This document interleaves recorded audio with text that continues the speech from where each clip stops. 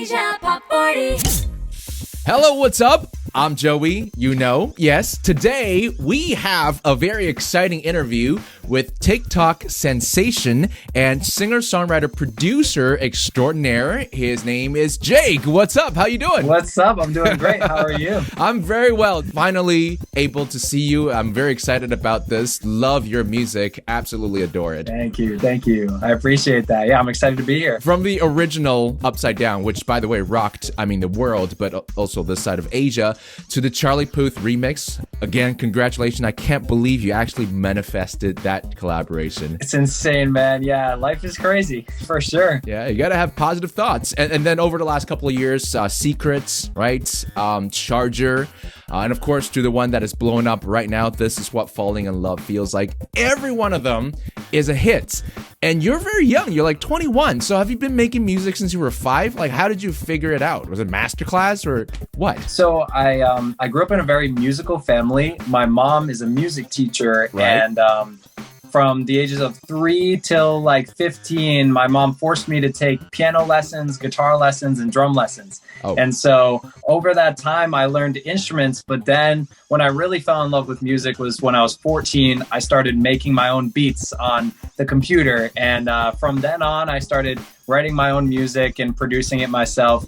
And yeah, that's kind of how I got into it all. Do you play the violin? Because there's a violin always in your videos. So that's actually really funny with the violin. So I do have those other instruments, but I used to take violin lessons when I was younger, and something happened with my teacher and I was no longer able to take them. I took them for like 2 months or so and I was not any good. Oh. But yeah, basically I found this old violin somewhere in my closet that had like 2 strings, and I was like, oh, this will work. And so the violin on my tracks is just actually, I play it with my piano. It sounds very real. But then when I go on the screen and for TikToks and stuff, I use this completely broken violin. And so I don't actually play it, but we just make believe. No, I love that you're honest about it, because we only ever see 2 strings on it. And have you lost a bow too? Because I never see the bow. It's just a stick. Yeah, so there's no bow. I was like, oh no, there's no bow. But then I was like, wait, it's TikTok. We can do whatever we want. So I grabbed this I think it was the thing that you put marshmallows on over the campfire. Oh. I took one of those campfire sticks and broke it a little shorter so it looked like like a bow. So yeah, there you go. In spirits, your mentor was, of course, Charlie Puth. You know, he's famous on TikTok for doing the series, What If There's a Song That Goes Like This, right? And you on TikTok have your own series where you work very closely with your music teacher mom and say, hey, mom, have you ever heard this song? And then you guys would go into the production of it. Mom would kind of walk us through your production as if we're like a recipe. Now, does mom ever actually produce with you? That's the funny piece is that she's an amazing pianist and singer.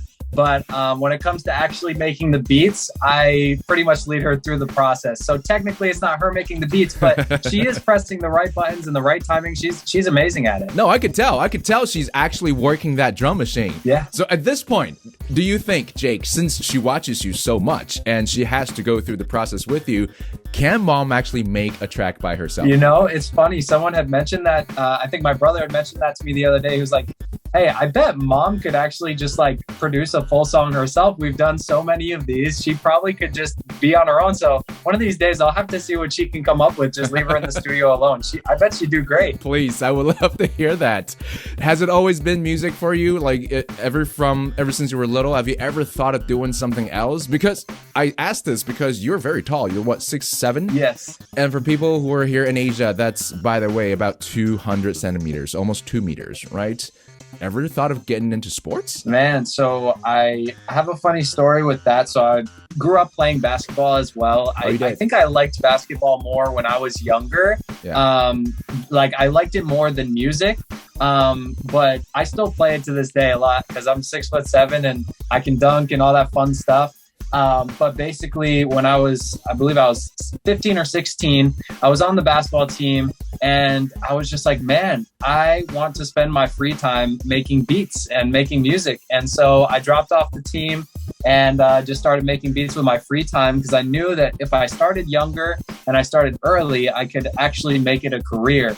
And so from that early time, I was just like, you know what, I got to choose one. And I chose music. Perfect timing, because when your songs blew up, that's when people were in lockdown and everybody downloaded TikTok. So everything fit perfectly for your career, actually. It's insane. For, I would say, part 2 of this mini series. So from This Is What Falling in Love Feels Like to a brand new song, This Is What Heartbreak Feels Like.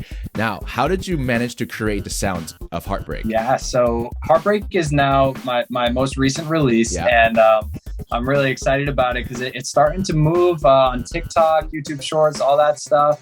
We just had our biggest streaming day yesterday, so it's going great. I'm excited that people are hearing it because now it's tying that connection between This Is What Falling in Love Feels Like and then This Is What Heartbreak Feels Like. And there may or may not be some other stuff on the way in that trail. Okay. But with Heartbreak, the idea was to, I was scared that people would be like, oh, he's just trying to mooch off of this big song, and just make the same sort of song and just call it something else. But I figured, I can call it something very similar, but make the vibe completely different. And that was my goal with this one, was to embody that emotion of heartbreak that has a lot of anger, but also some sadness in it. You can feel that in the way that I sang the song, the lyrics, all that sort of stuff. And so people who know This Is What Falling in Love Feels Like, if they know how that sounds, definitely Heartbreak is the complete opposite of that. Hopefully it's going to be a long series. This Is What Heartbreak Feels Like. Yesterday I was kind of joking around with your management team and saying, well, is Jake going to release one, where this is what marriage feels like, this is what childbirth feels like. And it sounds like maybe you are going in that direction. Yeah, it's funny. We're throwing us some ideas around, but definitely once I had that first song with This Is What Falling in Love Feels Like, I figured, man, like this is such a cool idea to make songs that can embody an entire emotion. Yeah. And I think that whenever someone's feeling that way, they can go and listen to that song, and it's kind of like it makes it an iconic moment in time where people aren't going to forget that song. I feel like I'm falling in love. Let me throw on that song, It's just kind of something that I felt connected with people. And so, yeah, definitely we're working on some other stuff. I'm really excited. There's so much music that I cannot wait to put out. So be on the lookout for more of that. Looking forward to that. Looking forward to Jake exploring the entire spectrum of human emotions. And of course, everybody go listen to the latest single, This Is What Heartbreak Feels Like. Now, one last question for you, Jake. Right after this conversation, we're about to connect with Salem Elise. Yeah, you have a short mix of Salem's Mad at Disney, which was amazing. And she sort of replied with her cover of This Is What Heartbreak Feels Like, right? Are you two gonna possibly work on, because the fan has been begging for it? Is there a chance for you to collaborate? Man, so it's funny. You may not have seen this, but I just posted, I believe, a couple hours ago. She had a open production challenge where basically she sang something and said, hey, producers, go and make a beat over my recording of my voice. And so I had a great idea and I just posted it. We'll see how it does. But so it's not an official collab yet. But yeah, we've been going back and forth texting a little bit, and yeah, we'll see if there's something official coming soon. That's what I love about TikTok. It's very organic. So you just posted this. Go check it out, everybody, on your TikTok, right? Yes. All right. Yep. Everybody go follow Jake on his Instagram, YouTube, and TikTok. That's where he drops all of his music. And go listen to This Is What Heartbreak Feels Like, and follow Jake everywhere. And thank you so much for joining us here today. Hey, thank you so much for having me. This was dope. Asia Pop 40.